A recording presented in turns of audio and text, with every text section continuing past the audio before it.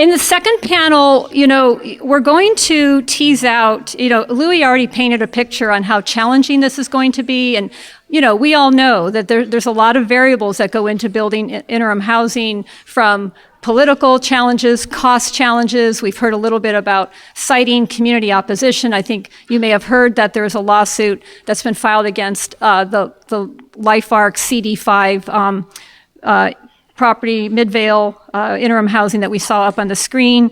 So this panel is going to help us kind of discuss what are some of the things that we need to be cognizant of, and to some of the challenges that we need to help the city, the county, our mayor, and our elected officials overcome if we're going to try to meet this goal. So what I'm going to do with this panel is we'll let our three newest panelists share a little bit about their role in this space. We're going to talk about what is going well right now. Let's it's tough, but there's been so much learning. There's been so much effort.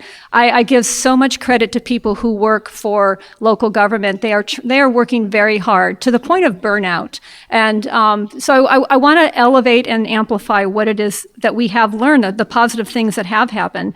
And then we are going to talk about exactly how is this process working right now? How do you actually get something initiated? How are decisions made in the city? And then we're going to tease out, we thought maybe 5 things that we could come to consensus on that we really do need to change if we're going to move the needle. So I'll let the panelists say, gosh, if you could change this, if you could change that, if you could wave a magic wand, what would those be? We'll talk a little bit about the fragmented local government system we have. We have a weak mayor. We have 88 cities. We have a big county, and we all know that that can be a challenge to really have central control. I hope we get through all that before my cocktail. So let me just start with, first of all, Amy. Amy, can you introduce yourself and describe what it is that you are doing right now in the interim housing space in the county, as in Lindsay Horvath's office? Yeah. Is this work? Hi. Yeah, thanks, Carrie. And thanks to that first panel. That was wonderful. Yeah. Yeah, they were so good. So I work for Supervisor Horvath, so it's one of the 5 county board of supervisors. It's SD3. And I think the thing I want to highlight most around interim is, I hope you're all familiar with the county's Pathway Home, which is our encampment resolution that we do.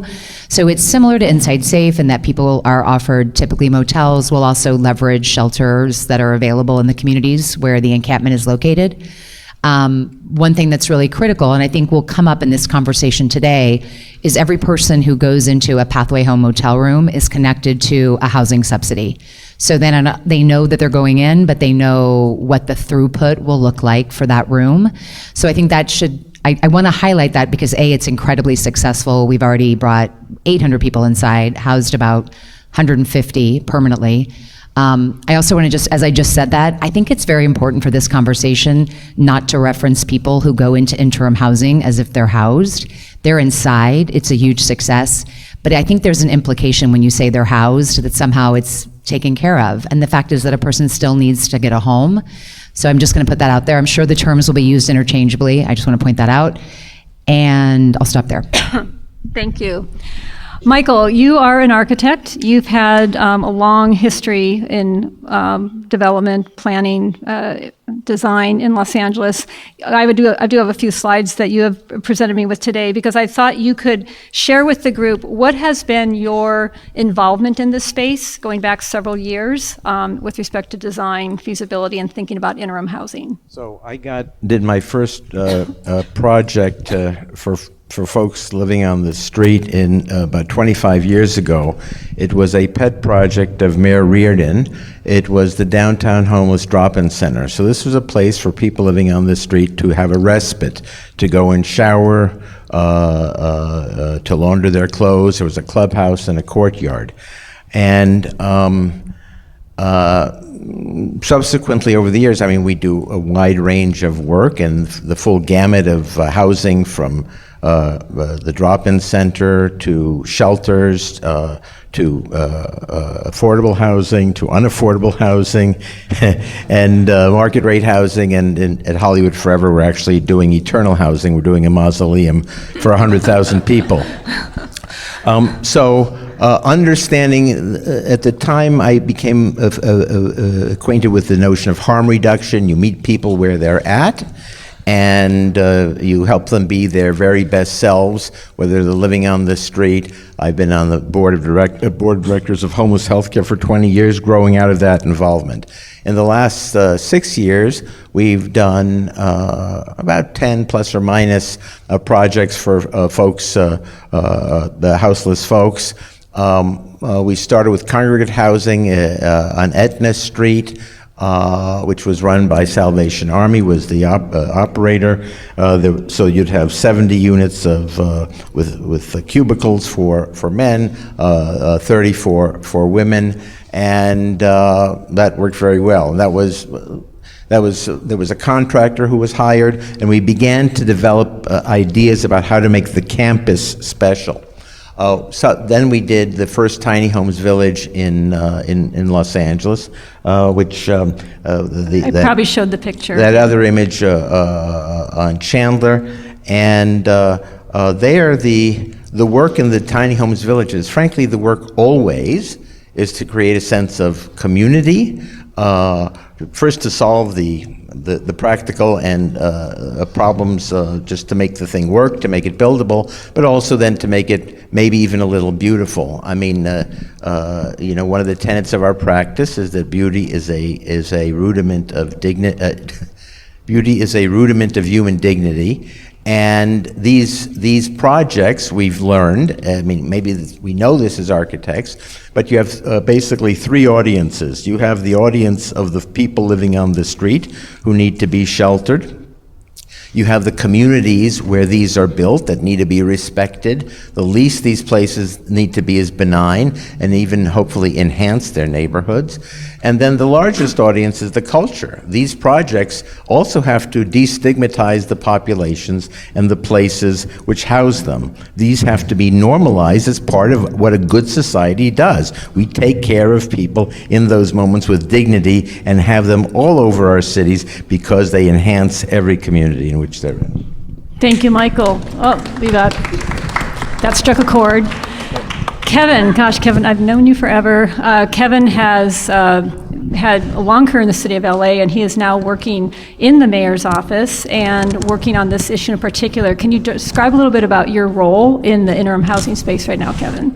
Sure. Thank you so much, Carrie. Hi, everybody. I'm Deputy Mayor of Housing, so here with Mayor Bass representing the mayor's office.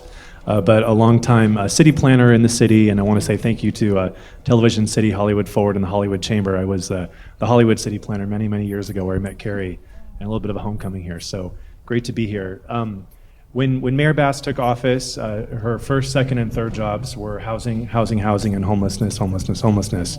So in her first week, she passed a series of executive directives, declared a state of emergency, and basically the entire city family started leaning in, and I think it's been a really effective ride. I have stepped into this role. I oversee the city's housing and production, but also the interim housing solutions that we talk about here, because that's where the mayor is especially focused in terms of delivering housing. Obviously, we can talk about her Inside Safe program, which is the encampment resolution model where services are provided with beds to try to bring people inside permanently.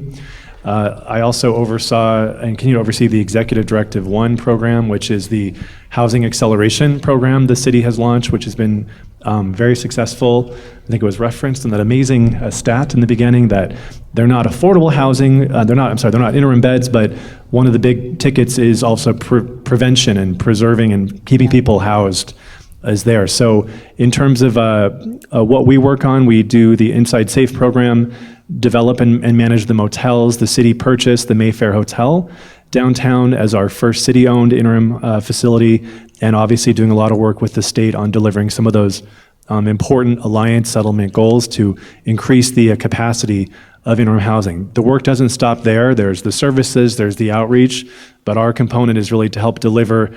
I think as we heard from Culver City, it takes a village to build these things and get them on the ground, but to deliver capacity for interim housing in the city. Thank you, Kevin. So I want to focus right now on things that are going well. Elizabeth, I'm going to start with you because you entered into the LA market maybe during the pandemic or just before, and there's probably been a lot of learning on your side and on the city side. What can you elevate is working well right now? So I think one of the key things that partnerships was highlighted, and a thing that's been working really well is a lot of the sites that were selected have good neighbor policies that are in place, that really intentional to form good rapport and ongoing conversation and feedback loops between the service providers that are actively managing the Pallet Village sites that are across the city, as well as the immediate neighbors. And a lot of the sites that were designed are so beautiful, just as Michael was sharing.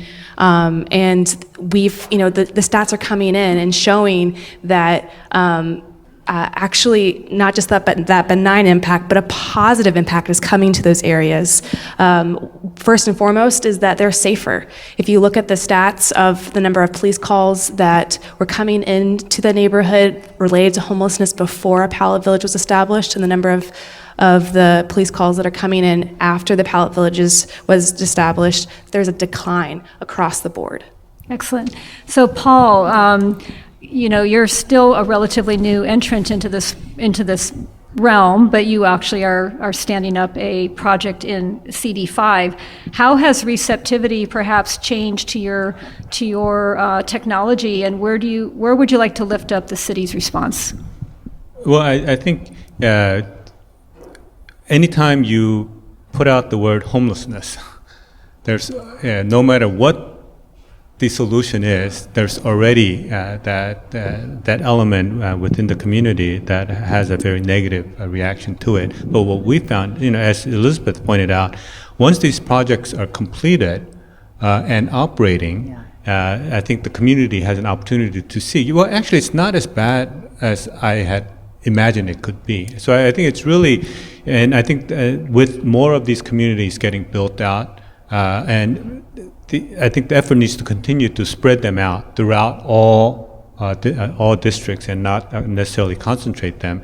But all communities, if they are able to share the burden, recognize that this is a citywide or countywide problem that everyone needs to participate in. You can't just push them to the next community. So really continuing the push to focus on building these interim housing is just so important. And there's been so much progress in that effort. And in the first panel I talked about standardization as being a means of lowering costs. But it's the same with these interim housing we're building. As we build more, not only will communities see the benefit of it, but the overall costs will go down because people will become familiar of how to do them. Hopefully the lawsuits will go away because they'll realize that they'll be dismissed. But I think as we do more, definitely these costs will start to come down. Thank you, Paul. Amy, when you and I spoke a couple weeks ago, you mentioned that the county's been making a lot of progress in this space, and particularly with some innovation in Skid Row in particular. So what would you like to do a shout out on progress we're making? Well, I think it's important. When I saw the invitation for this event, I called Carrie and I said, Carrie, the city cannot shelter all of the people in the city of LA without very strong partnership with the county. So I sort of invited myself to this panel. And but I think it's so important that we call out when we see our elected leaders saying we're locking arms. The truth is we know there's still conflict behind closed doors, but I think it's important that they've made that commitment, and that outward commitment is slowly, I think, impacting some of the things behind closed doors. It's not aided by the Alliance lawsuit, I have to be honest. That makes it really complicated, but I really commend our elected officials for sort of putting aside their egos and really coming together. I've seen some really real conversations.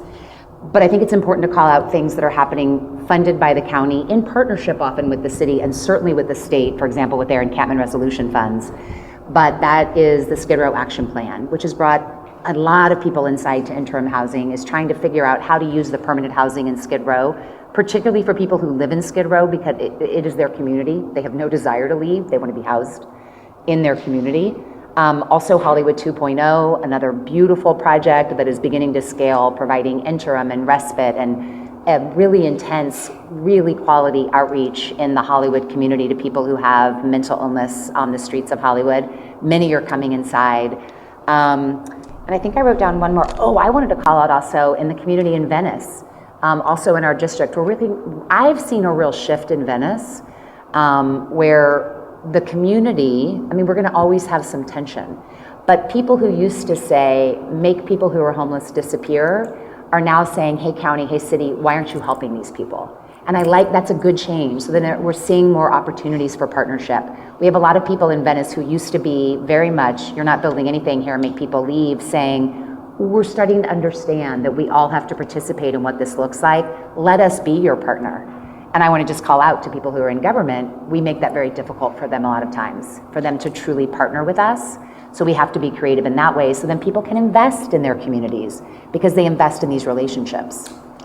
Michael, you've been at this a long time. What can you say has improved in the space? Well, first of all, I'll say that when it comes to matters of community, good news really matters because when you know that your community, when you feel your community is good, it becomes better because you act that way. And if you think your community is diminishing, it becomes worse because you just think it's a bad place. And I think that the challenge where good news really matters too is when it comes to construction, whether it's shelters or permanent housing, it just takes a really, really, really long time. And, architects live in a different time zone. We think in terms of years. Normal people think in terms of weeks.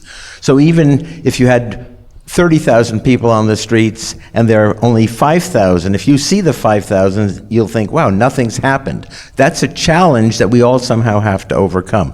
There have been some, we've been involved with some astonishingly good news stories. I mean, there was a magical period, and I don't know if it's quite as magical now, where for a few years, and maybe it was prompted by the zeal for survival and experimentation after COVID, but the waters parted and our first several tiny homes villages were done in weeks and months as opposed to months and years.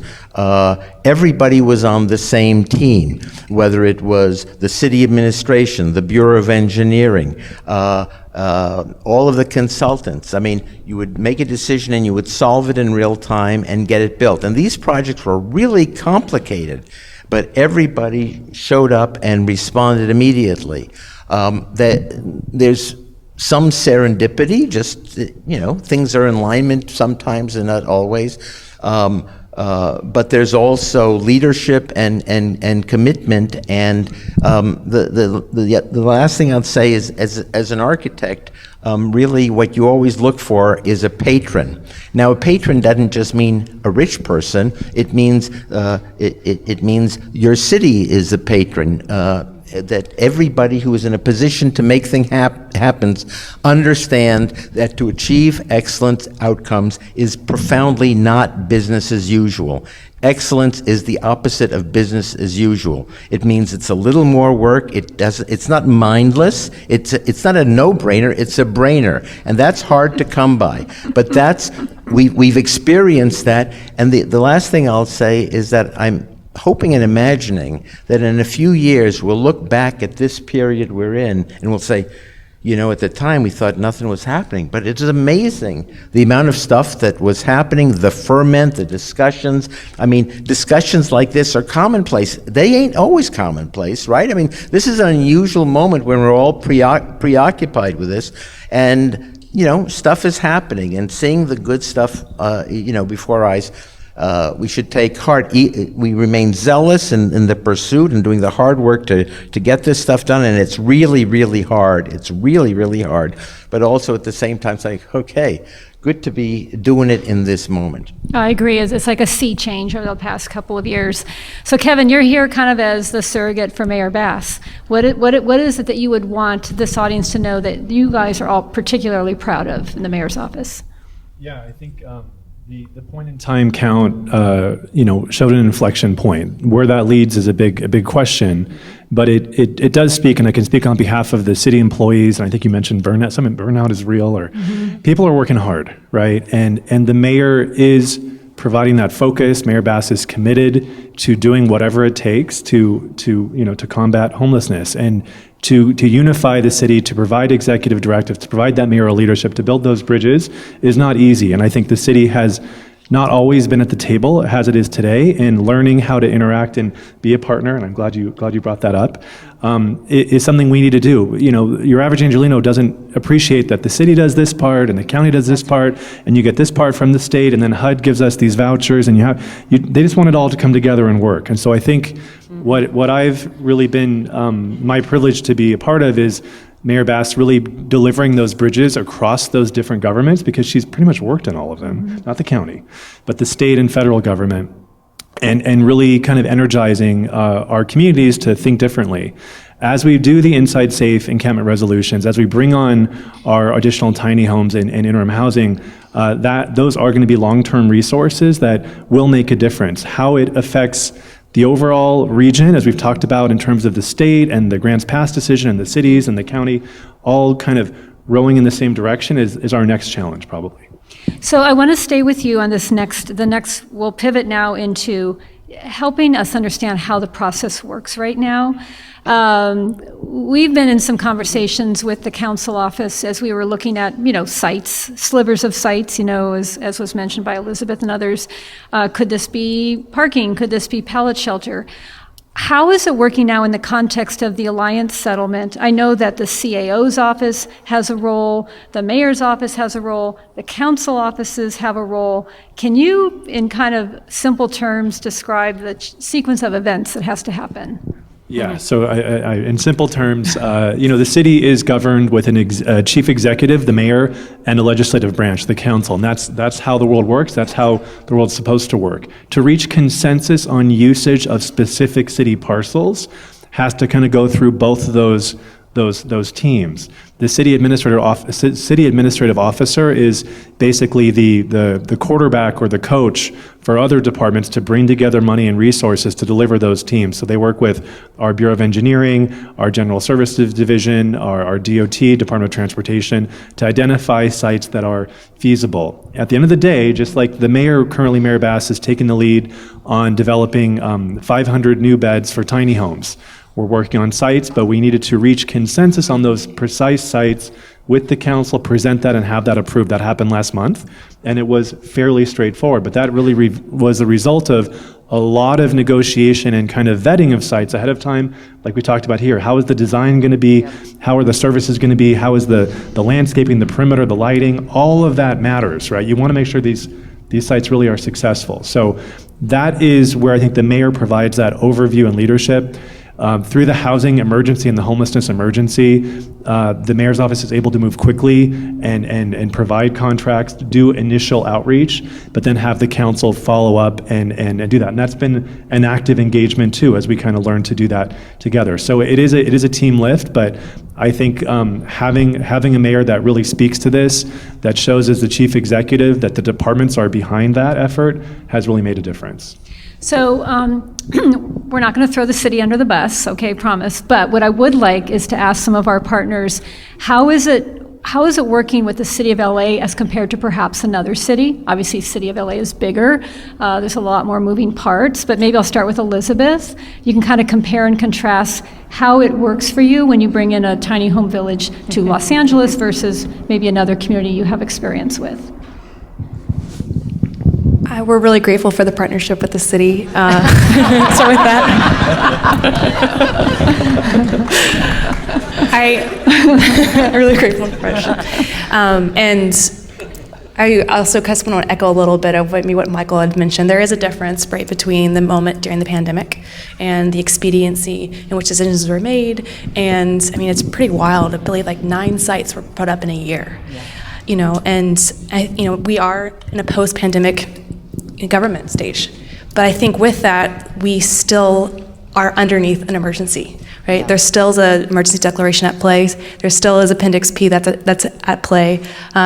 You have the government funding coming down from the state. And so, how can we get back in some ways to operating like it is an emergency like we did at that time? And so we want to encourage that. As an example is, we've been working a lot with the city and county of Denver, and they, have a emergency, management headquarters, and they have key people from all the different departments that all work in the same spot, where we can literally go to that headquarters, that center, and be there for one day and talk to every single person we need to talk to, because they all are working in that one space. So there's just, that's one example of a way to operate. And then, another thing is, in terms of partnerships, is we are working with, the city of Santa Fe. Is they are constantly putting out calls for partners for private land to come to the table. And so there's a number of churches that have brought forward land, and the mayor and the electeds are very vocal about, we want to be partnering with private groups and with faith-based groups. And I think having that messaging coming across and active solicitations of those partnerships is making it go much faster as well, in terms of getting both public and private sites up at the same time. Thank you for that. And we all, Kevin, you're just the surrogate, right? So we're all. We want to hear it. This is great. We want to hear Thank it. you. That's right. And you're the perfect person for this panel. Amy, how is it working right now, especially how the city and the county is collaborating, partnering, et cetera? Describe what's going on. Well, I think it's unlike anything I've seen since I worked in homelessness. So, of course, we have LASA, the Homeless Service Authority, and Supervisor Horvath appointed herself to the LASA Commission, and quickly thereafter, Mayor Bass appointed herself, Supervisor Barger. We have 2 other independent cities that have also appointed council members. So we are seeing people really put themselves at the table where things are happening. Secondly, we have the Executive Committee on Regional Homelessness Alignment, ECRA.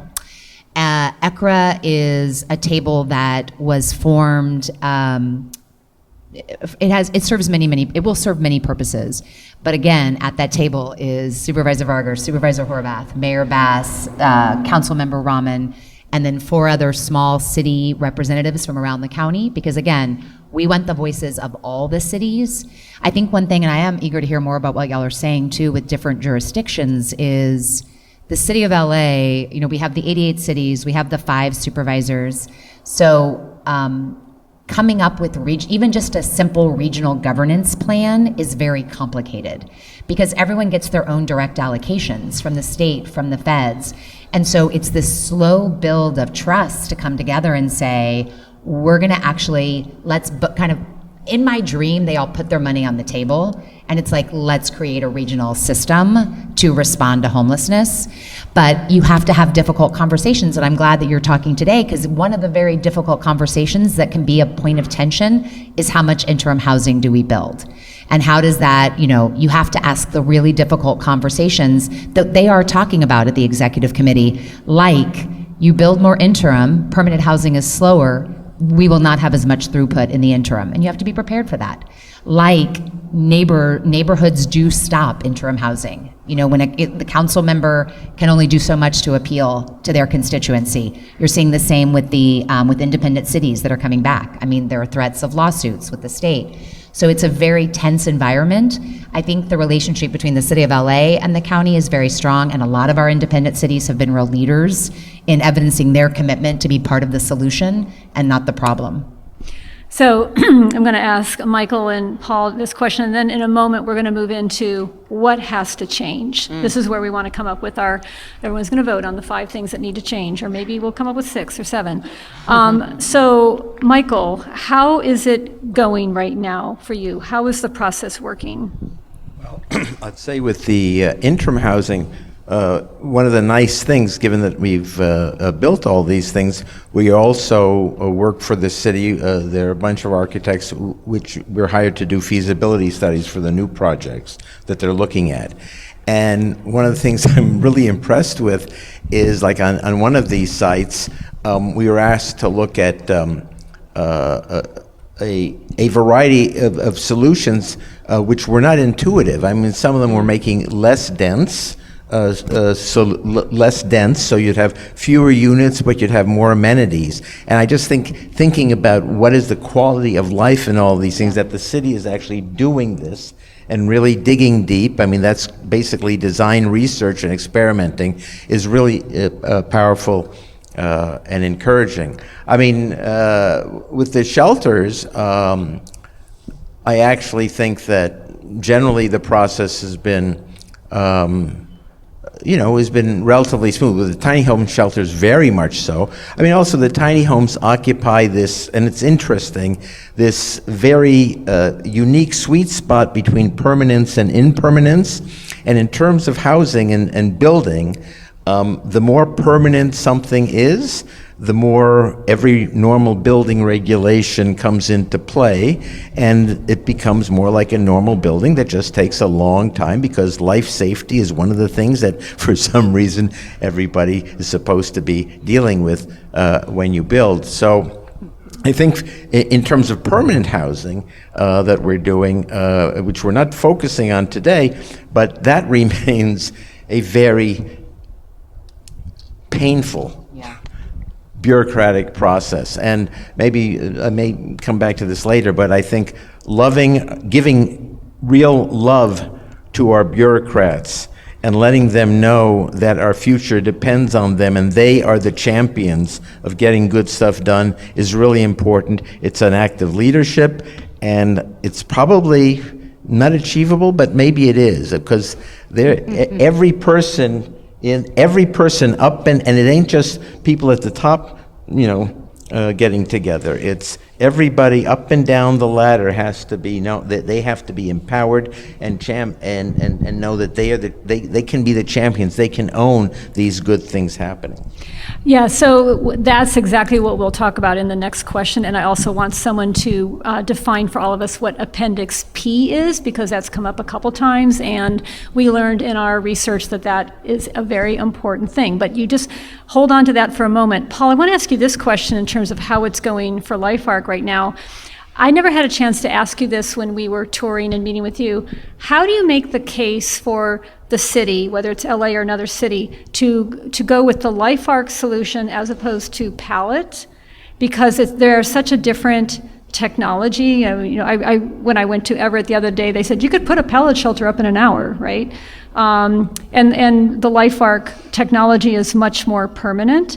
So how are you making the case to cities today that is a viable option for interim housing? I think we definitely, between pallet and LifeArc, our origin is at the opposite end. Pallet started as an emergency, quick solution, get people off the street very quickly as a temporary housing solution. We started as a permanent housing that was flexible to be able to start doing interim housing. We built the same standards as permanent. We have the state approvals as permanent, but we also are able to have certification to be able to, we have state certification to use it as shelter as well. So I think we're being brought into the projects where our solution is more appropriate because of the different needs of a particular project. I think one of the reasons why we were brought in for the Midvale project is it's a small site. It's it's about 16,000 square feet city parking lot that's separated by an alley. There's a public easement that runs diagonally through one of the parcels that you can't build on top of at all. And I think when they were looking at several different options, they realized that they couldn't fit as many units as they could. With our solution, because we're approved at the state level, we're able to actually put our modules next to each other and use that to design specific to a site. So I think that's where, depending on the site needs. Also, the other issue is because we're already raised above the ground by 28 inches, we have a crawl space. All of the utilities and the electrical wiring, everything, the water lines, the sewage line runs above ground in the crawl space. And I think that was another reason why, where there are places where you really don't want to dig in to the surface, it is an option that the city is beginning to recognize. So keep the mic, okay. I think you were the first one that brought up Appendix P to us in a conversation. What the heck is Appendix P and why does it matter? I'm not an expert on Appendix P, but I think we rely on it significantly as we look at the interim housing market because the way we see Appendix P is that it allows local jurisdictions to be able to bypass a lot of the building codes that are meant for permanent housing that Michael was mentioning to allow for more interim housing, temporary structures to be built. Whether it's on the life safety issues or the size of the units, it allows local jurisdictions definitely more flexibility. But local jurisdiction still has to declare the emergency housing declaration and be willing to adopt some of the flexibilities that are provided by Appendix P. And that point is really important because some jurisdictions will not accept anything. We were brought into a project in Northern California recently. I won't name the city, but they're working on an encampment removal project. They were awarded the funding. They've been working on it for close to a year. And they were using a product, not pallet, another product. But after working on all of the designs, they realized that this particular property is sitting on a 100-year FEMA flood zone. And the city said, although the property is actually on a church, and the city has a 2-year lease on it, and yet they insisted on solving this 100-year FEMA flood zone issue. So when they looked at options, the only option they had was to build a platform at a cost of $1 million for this potentially 2-year project.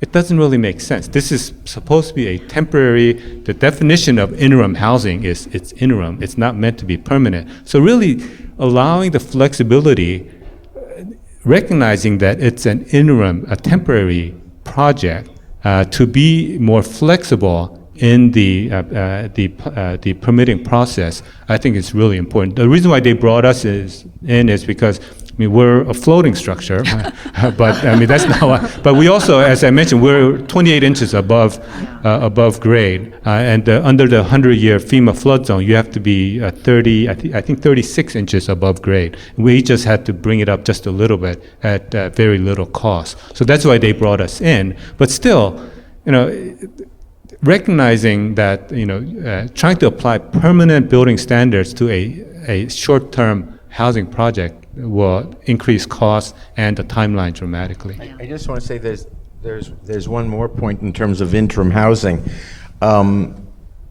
Interim housing, there's a bungalow at my elementary school in Los Feliz that I was in 65 years ago that's still there. So these units may be taken down after 3 years or may be around for a long time. That's number one. Number two is it's also politically necessary to tell a community, this isn't permanent. Because most of these projects are toxic prospectively. Once they're built, they just fit into the fabric. But I think the ability to say that and mean it, maybe this will only be here for 3 years, but it might not. Maybe it'll be for a lot longer. Yeah. So since we've wandered into things we have to change and fix, does anybody else want to pile on the building code issue? Yes, fire. Fire. Of course, we have to have fire life safety standards, but we have watched interim sites be closed within hours. And I love our firefighters. I love our fire chief. I love the LA City fire chief. She's incredible. And her concern and her mandate is to keep people safe from fire. So, but when you look at what is the alternative if someone is in a tent and you do a cost-benefit analysis, I think there has to be exploration of things like fire watch.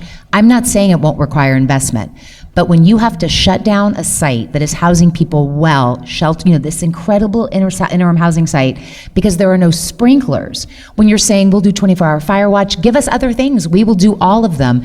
Sprinklers then require you to do upgrades to your, to the pipes. It's hundreds and hundreds and hundreds of thousands of dollars. And it is making some of the churches, we had churches saying, please, we have all these old classrooms that no one's using anymore. Come build shelter here. Our community totally supports. And it was a non-starter exclusively because of sprinklers. So I just think there has to be a conversation. I'm not trying to say people don't deserve safety, but I have to believe there's some balance that can be offered. Actually, Go ahead, Paul. On the issue of fire sprinklers, actually, our modules, they're all sprinklered, but it's using what's called 13D. And what it is just tap right into the cold water, no dedicated line at all. So actually, it is possible to sprinkler the units if the local jurisdiction approves it at a very low cost.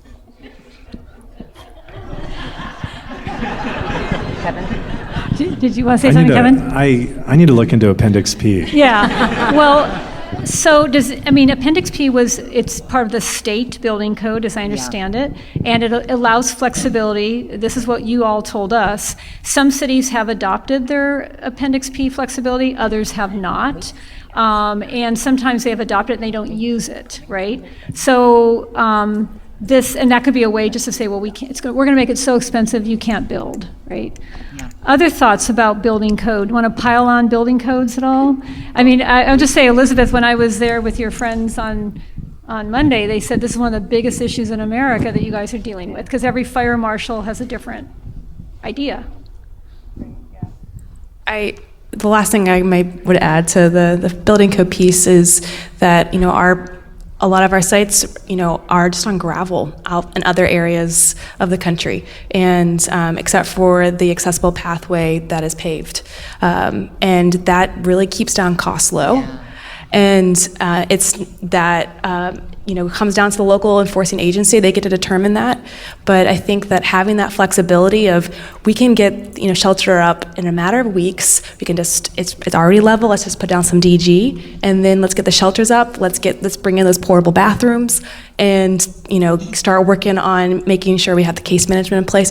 Those delays of pouring pavement, letting it sit, and that being a requirement for an interim housing site, I think that's something that should be discussed. Okay. We live in a very litigious city, and that translates to cost. Well, it translates to fear on the part of builders, architects, not quite as scared as builders, and city people who work in the city. Using your judgment to say, yes, you can go ahead this. There's a little gray area. We'll come back. If you're doing something in the interest of a good project going ahead now, where everybody this month is concerned about it, and somebody slips in 4 months, and they sue the city for $5 million, and then the LA Times write an article a month later, like, who the heck allowed that to happen? No one cares that when you did it, you were using your judgment to move the good news ahead. It's a real conundrum. It's a real challenge of making things happen. And another thing, just I think in this as we're having these discussions, the ideal is better, faster, cheaper. You can generally do 2 of those things. You can almost never do 3. So for instance, when we did the Chandler Tiny Home Shelter, there was street parking lining the street across Chandler, 3 lanes of traffic, all street parking. But the city said, no, you can't put a crosswalk there. And so instead we did 500 feet of K-rails, so you would walk to the intersection 500 feet away, and you had to adjust the street grading and ADA access, and of course, no normal person would walk 500 feet away when you can cross the street 30 feet away to get to your car. Now, it would have taken months and months and months to fight that, and come up with a better solution and a cheaper, it was hundreds of thousands of dollars, and a cheaper solution. And that project would have been built in a year instead of 3 months. And those are the kind of judgment calls dealing with fire. It's the same thing. You find somebody who you can deal with is the first challenge, and then prepare to take the time it takes to vet that, hoping for a more effective solution on these terms. Yeah. You can't have it all. And by the way, it's really expensive to house human beings. Funny. So in the work that we were doing, we heard from you, and we've even heard today, that during the pandemic, there just seemed to be like a magic time because everybody was moving at the speed of urgency, and there were emergency declarations, and we didn't have a city attorney on this panel. Maybe we should have. We've retrenched, it sounds like. What would it take, and maybe this is one of the solutions, that we have to reinvigorate some immunity, some risk management clause that allows quick, fast response in this space. Has anybody been thinking about that? Guess I'm looking at the city. Hi. No, I think this is a terrific conversation, and I thank you. You kind of highlighted the give and take of permanence and people living in buildings and safety and time. I think as we came out of the pandemic in general, there's a need to keep the expertise going at a city level, right? So I know adaptive reuse downtown, 2013, we were renovating buildings, being creative but still safe. And now sometimes people come into the city, they're like, wait a minute, you haven't done one of these in a long time. How did we do that building across the street? And we go look it up, it's 13 years ago. Oh yeah, they did this kind of stairway with whatever pressurized thing and they made it work. Like you talked about the different ways to do the sprinklering. So I think a lot of times it is constantly reminding and reinventing the city of what we've done and what has worked, and also not repeating what hasn't worked, right? So I think that's an opportunity as we spend so much of our time on the resources in the units. I think moving into that, how do we scale things up? How do we make sure the city can be as clear as possible up front and have that dedicated, whether it's a virtual area or a real area, have that dedicated like problem-solving department. That's what the mayor's office can do, but I think what we're hearing, and I think we have heard that, we need to do more of that. Delivering the funds to build the units is job number one, and that's where we've been focusing a lot on bringing in, $33 million for a state grant to build the tiny homes. But how those roll out matters, and those costs matter. And we did, I think, hilarious on gravel, but we just had this discussion, not for tiny homes, but for RVs. We're going to open up an RV storage area. We have a lot of RVs that are no longer functional. Where do you take those? When you offer the services, when you pair that with services, where do they go? And we actually had a piece of land that we were going to have to dig down, do a lot of soil remediation, and we had this idea. Somebody said, well, you could just put gravel on it. And it took a long time, but we just broke ground on Monday, and we're putting gravel on it. Yes. That's not for people, I have to look into people. But the idea that sometimes there are engineering solutions which really work well, but may not be necessary, and our departments got behind that eventually. So I think there are some good examples there. Excellent. I'm going to ask one more question, and then we're going to open it up for the audience to ask questions, so get ready. Not all of you have to answer this because I don't think you necessarily may have an answer, but one of my favorite themes is that we have a very fragmented local government system in Southern California. We have LA County, which is larger than 20 states in the country. We've got 88 cities. We've got the city of LA, which is under a lawsuit with the Alliance settlement. The city of LA has taxed itself to deliver 10,000 permanent supportive housing units. So I guess the question would be, and this might be predominantly focused on Kevin and Amy, how are we truly going to create regional coordination? Because we probably could meet these goals if we could share the load. It does feel like LA City is bearing a huge burden. I always like to say, just cross La Brea into West Hollywood, and I don't see anything over there. You come back over, and we've got issues. And then if you read today's LA Times, and I heard this on KNX driving in, Norwalk just initiated a 10-month moratorium on not only homeless shelters, but laundromats and check cashing stores and anything else that they're going to look at from a land use standpoint.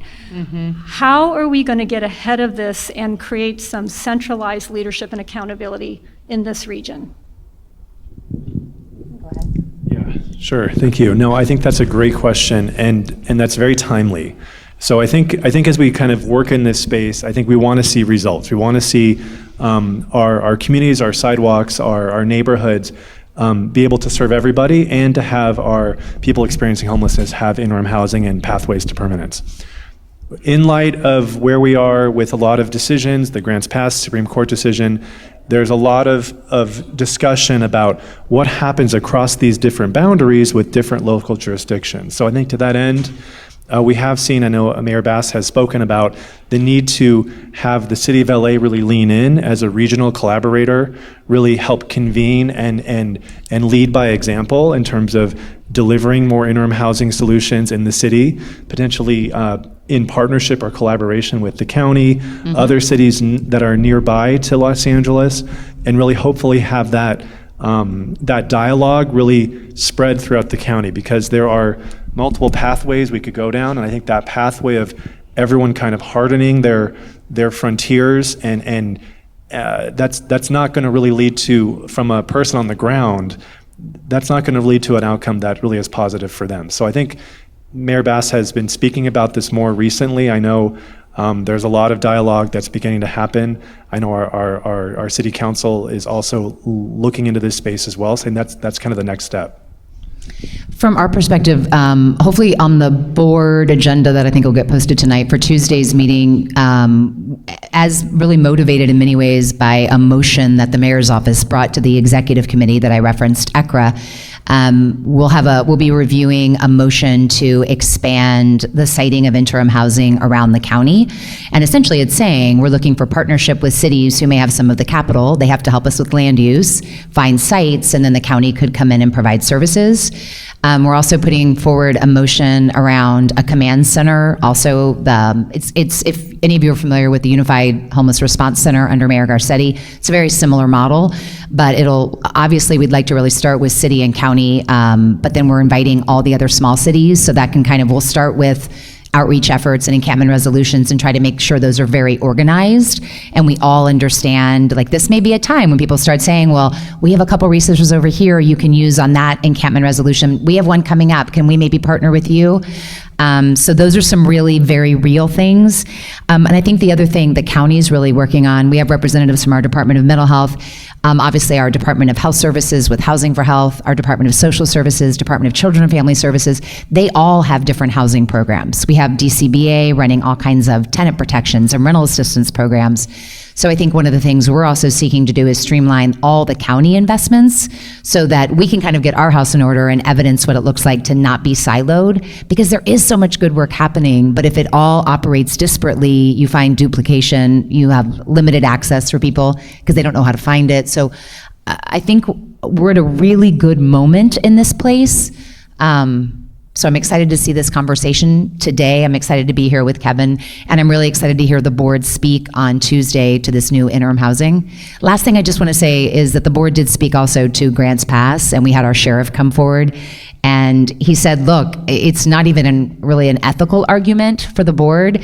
The county's under a consent decree, and he said, we will not put one person in our jail who's brought into our jail because they're being ticketed for being homeless. So that was a really wonderful presentation. I mean, we all know with increased enforcement, you will find more reasons to put people in the jails. And so we have to look at how that crosses over, but I was really happy to hear our sheriff sit there and say, don't send people to our jail if you've ticketed them because they're homeless.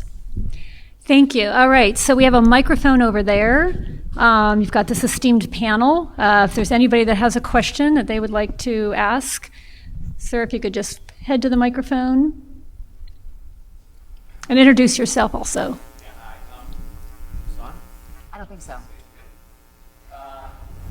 I can talk loudly. Yeah. My name's Tony Gittleson. I'm with the Livable Communities Initiative, something we designed. I wanted to follow up with a conversation we're having. A few years ago, I think I went to Hollywood training college shelters, and my understanding is they're quite inexpensive. They're at the time $8,000 or $12,000, but by the time you did get done with the infrastructure, exponentially more expensive. And I know you've been talking about that, but given the emergency to create can't the city do a better job, with the code, building and safety and fire? Because as I understand it, like, electricity has to be submerged. Yep. And I know there's no plumbing with the tiny pallets. But I've often in these meetings, I said, can't the city do a much better job streamlining that the same way the mayor commendably is trying to do with ED1? But we got to get these things built. I mean, that seems to be the biggest impediment. Yeah, I'll answer that. I think Life Arc and pallet shelters are, different variations, and they have, different virtues.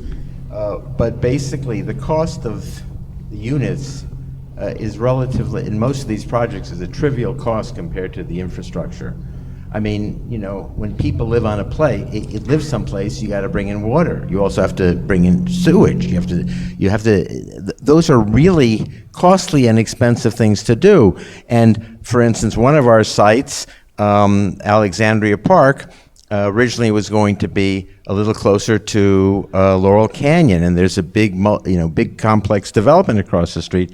Then the developer said, well, wait a second, we don't want them to be within 100 feet of the street, so it was moved 250 feet away. That added hundreds and hundreds of thousands of dollars to the cost of the infrastructure. And there's a difference between judgment calls, like you can do a little bit more, a little bit less of that, but basic infrastructure and drainage. I mean, to get water off of a site, is really expensive. When you put things on a site, the water can't just stay there. You got to get it into the storm drains, let alone you might even have to environmentally treat it. All of those things are not negotiable costs, and they are the cost of doing business. And there may be some discretion, but I mean, for me, in fact, before one of our projects opened, the first one opened, Chandler, Doug Smith wrote an article critiquing the project. It had nothing to do with the design, saying, I can't believe how expensive this stuff is, Why are we spending all this money on this? And for us, it was a little bit of a wake-up call, saying, well, we have to understand this at this time was the first such project in Los Angeles, so it was like a beta project. We didn't even know what a project like this would cost, given the regulations and requirements of Los Angeles. But for me, the understanding is, there is an amount certain, we may not even know what it is, which it costs to house a human being with dignity, to house them, to provide supportive services, which includes meals and just all that stuff. And the question for the society is, given that number, are you prepared to pay it? It's really expensive. And either the society says, you know what, we don't want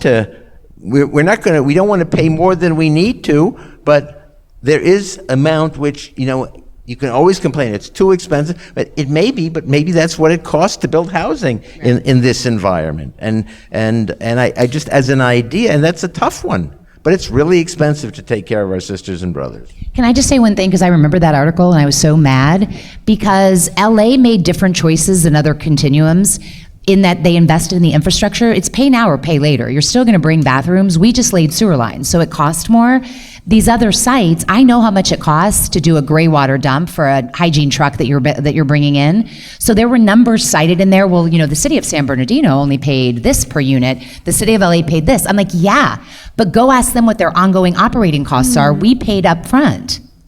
Interesting. Other questions? All right, over here. Please go to the mic. And where's Dave Gordon? Don't you have a question, Dave? Where are you? Hello, hi. My name's Alicia Bell. I'm a general contractor. I own Hollywood Handy Construction. Last year, I renovated about 6 interim housing facilities that exist, that have been around a while, including Midnight Mission and Skid Row. Today, one of my clients from the Testimonial Love Center in South LA, she actually came to me and asked me, do I know any properties that need to be converted or renovated for permanent housing? Because LASA is about to announce the release an RFP for capital funding. And these are the people that want to get to the ground and provide for their community. But how do we help them? Will these RFPs come with support or agents that will help them advise on what properties will qualify and so forth, because it's amazing that you're going to give this capital funding, but what do we do with it next? Because she's not a developer, for instance. I don't know about LAHSA's RFP, so I don't know what it's coming with, but. COC builds. Oh, COC builds. I personally, as Lindsay sits on the commission, Mayor Bass is on the commission, so we will certainly elevate this. Jonah, who works in our office for Supervisor Horvath, literally asks about COC builds at every meeting we have with LAHSA. So we'd love to connect with you. We'd love to connect with testimonials and make sure that LAHSA is very clear that, right, if you don't provide this sort of development assistance, these dollars aren't going to go as far. So thank you for that. Thank you. Any other questions? We don't have to, right here. Okay.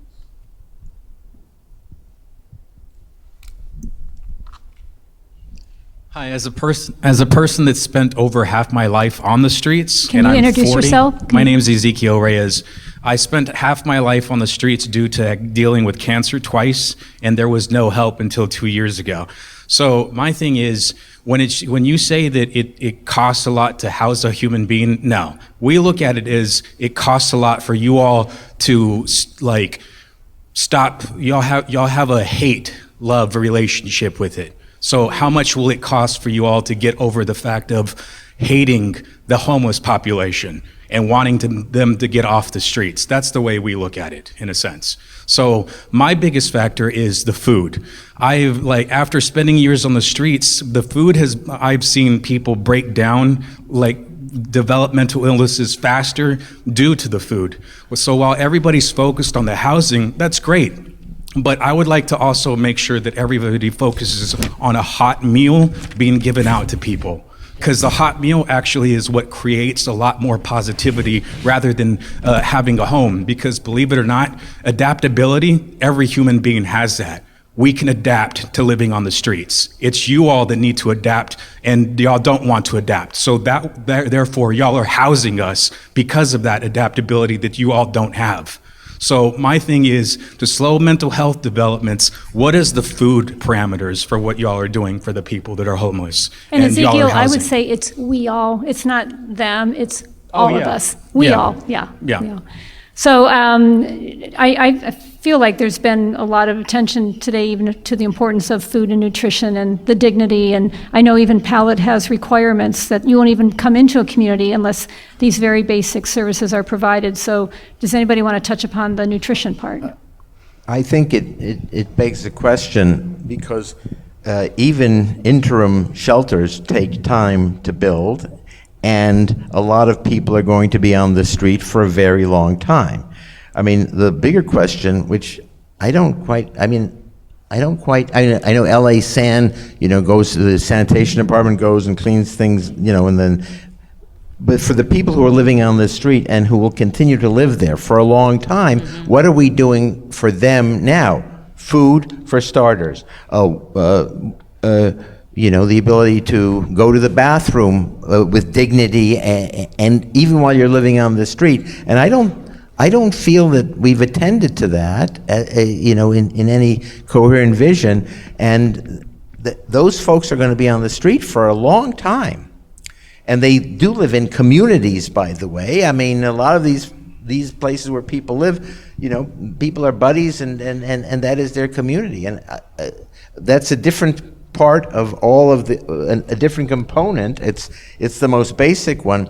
But I don't know what the answer is, but it's a real problem, and I think it gets really short shrift. I mean, and it's maybe slightly related to what you're saying. But I do think it's critical, if we're talking about scaling interim housing, back to costs, if we're going to serve food that honors people's dignity and their health needs, it will be way more expensive than what we're providing right now. I'm sure many of us have been to the shelters. And I'm not faulting the shelters. We don't pay them enough. So they're trying to get food out.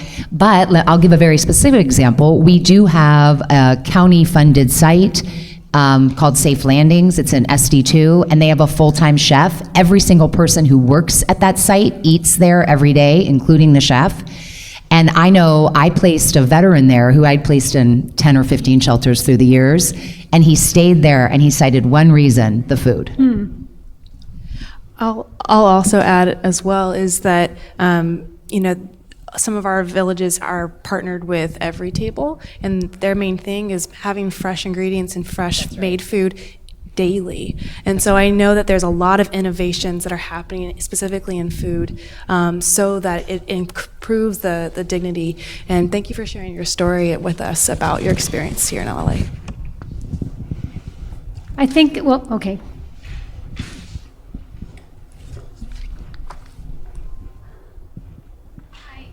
My name is Alicia Galvez, and I'm actually with Aviva Children and Family Services.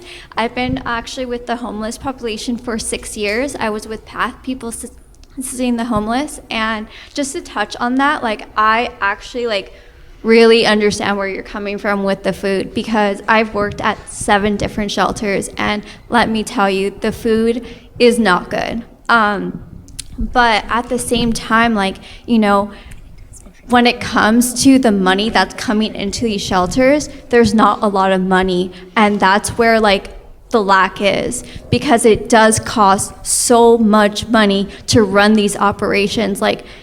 Imagine just personally, renting is expensive, buying your food today is expensive, your car payment, everything.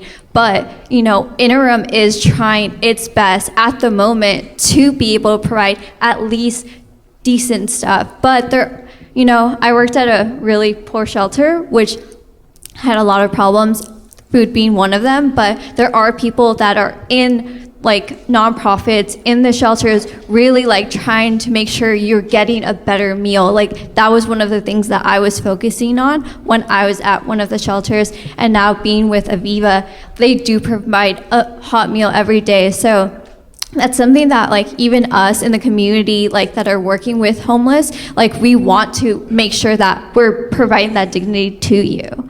But yeah, I wanted to thank the panel. Thank you so much for what you do, and also just building the community, because it really takes all of us to end this homelessness problem, and just we're out here trying to do the work, and I just want to acknowledge that. That's a wonderful way to bring an end to this evening. Thank you all for hanging in here tonight. We learned so much just preparing for this. I hope that you got the benefit of what we learned tonight. I want to thank our committee, Dave Gordon and Marina Martos DeBell, who I think had to leave, and Brittany, Tim Davis, Clarissa, and our partners at the Chamber, Dylan and Aaron. Yeah. We have been linked at the hip almost on weekly Zooms preparing for tonight, because we really wanted to amplify this issue. And I love the idea of putting our arms together, linking arms, figuring out how we're going to improve food, quality, dignity, quality of life, and get ahead of this curve in time for the Olympics. So a big hand to our panel. Thank you. Thank you,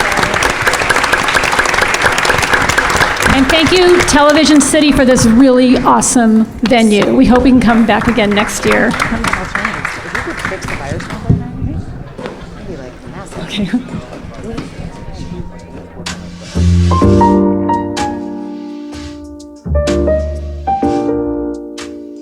See, I had my pen. But you know what?